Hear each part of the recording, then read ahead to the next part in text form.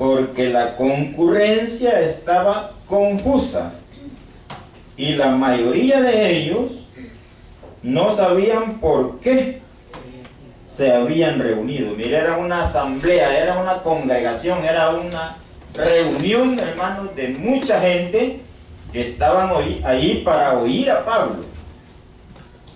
Pero se fijaron como dice el verso 32. Esa es una asamblea. Esa no es una iglesia. ¿Qué sucedería, hermanos, si hoy en esta tarde este grupo de hermanos y hermanas que estamos aquí reunidos no supiéramos ni por qué nos hemos reunido? O unos dijeran una cosa, otros otra, unos estuvieran pensando en su trabajo, otros estuvieran pensando en su deuda, otros pensando... Esto sería una simple asamblea, no una iglesia. Porque la iglesia es el cuerpo de Cristo. Y por lo tanto la iglesia deberá estar siempre unida. Por ser el cuerpo y unida a la cabeza que es Cristo, para que la iglesia sea una iglesia viva.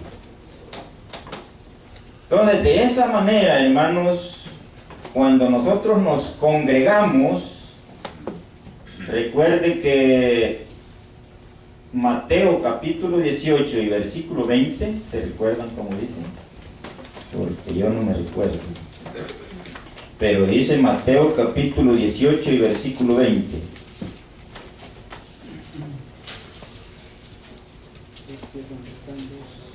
Es un texto muy citado. Casi siempre cuando nos reunimos y hay unos poquitos, citamos el texto porque dice: porque donde están 2 o 3 congregados en mi nombre, dice Jesús, ahí estoy yo en medio de ellos. Pero ¿sabe a qué se refiere este texto, hermano? No es a que estemos 3 o 4 aquí, o a que estemos 100.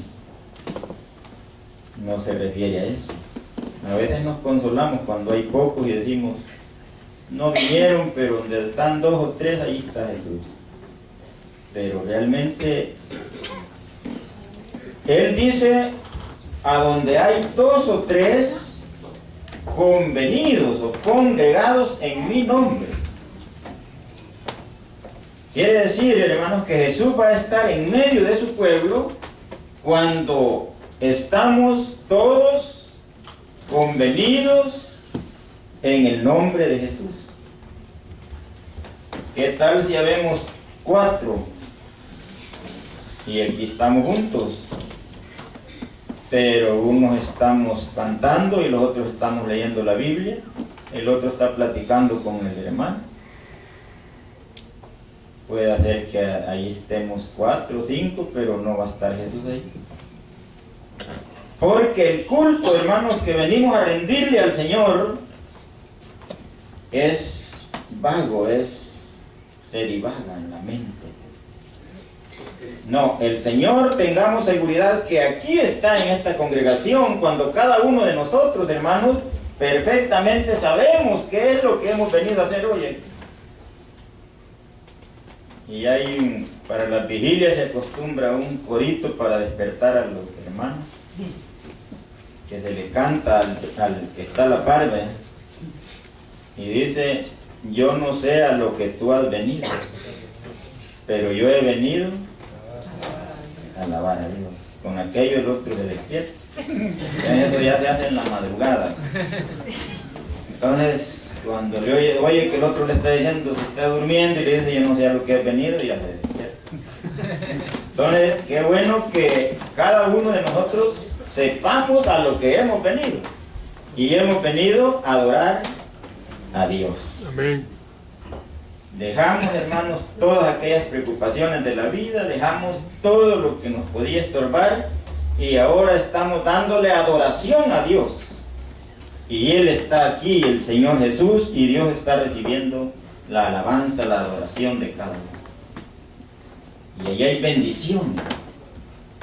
Ahí es donde usted se siente bien en la congregación, se siente contento porque no vino por casualidad o no vino porque dijo voy a ir a ver si llega el hermano que me debe. Voy a ir a ver si veo a mi familiar que ya días no lo veo, o otras razones. No, vino, cada uno de nosotros vinimos porque queríamos en esta tarde adorar a nuestro Dios, juntos, con todo nuestro corazón. Y ese es un culto de los que dice Romanos capítulo 12, un culto racional, agradable y perfecto a Dios.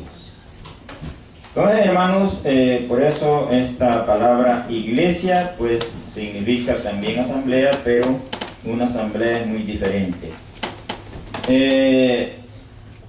Según algunos analistas del griego, dicen que esa palabra eclesia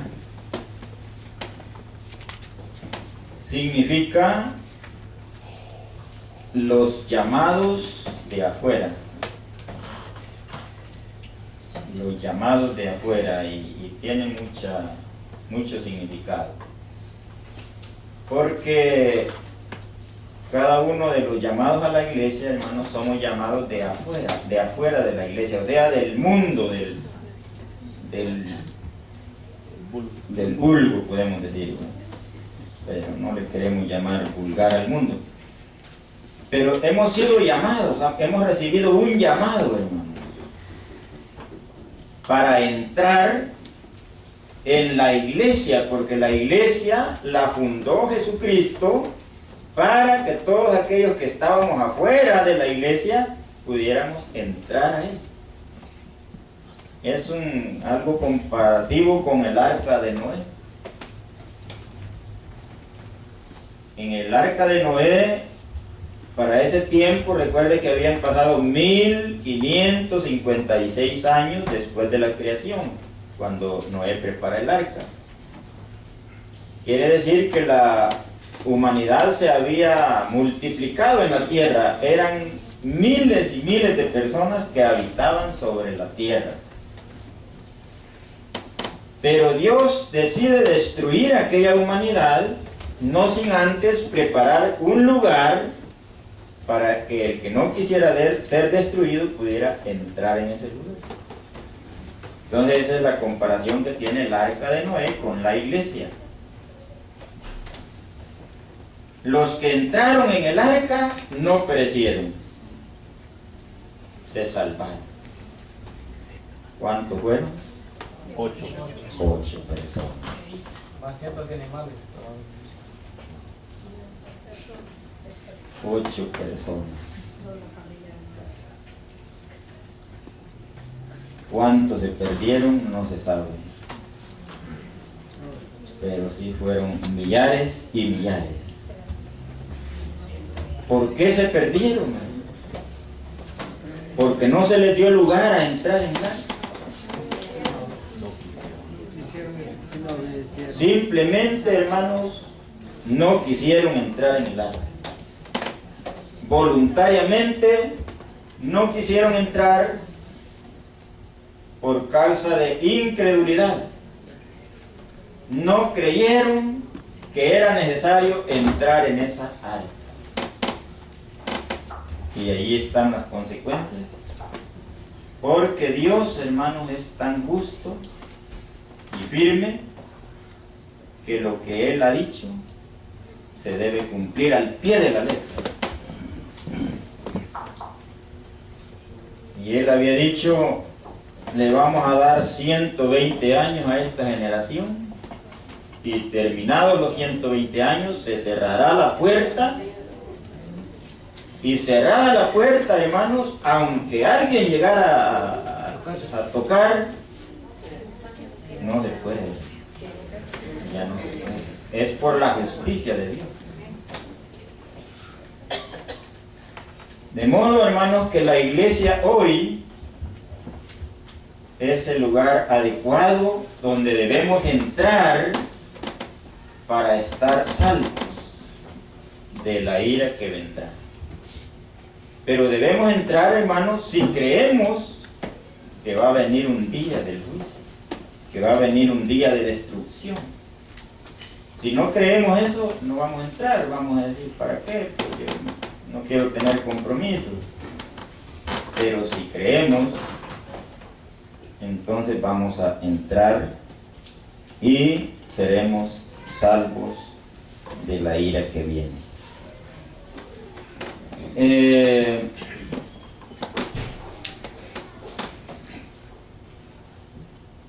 Quiero que pensemos en un tópico más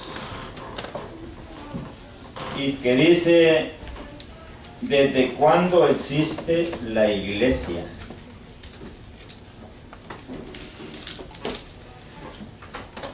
¿Desde cuándo existe la iglesia?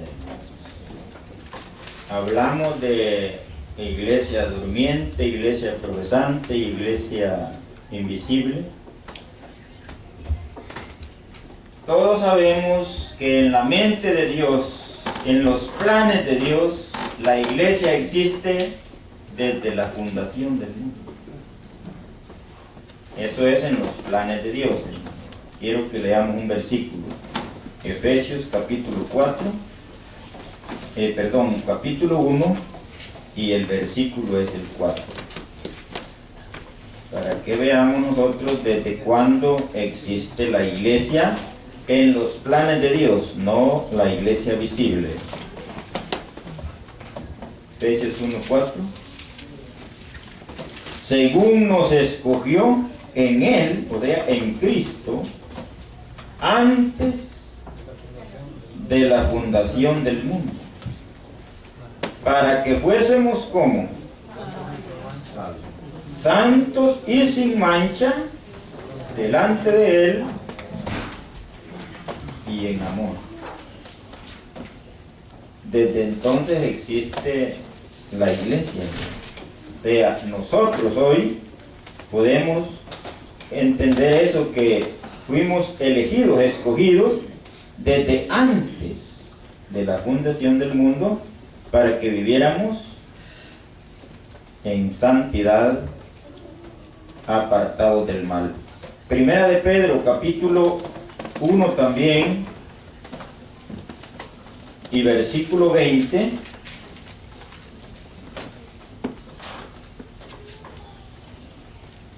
Eh, 18 vamos a leer.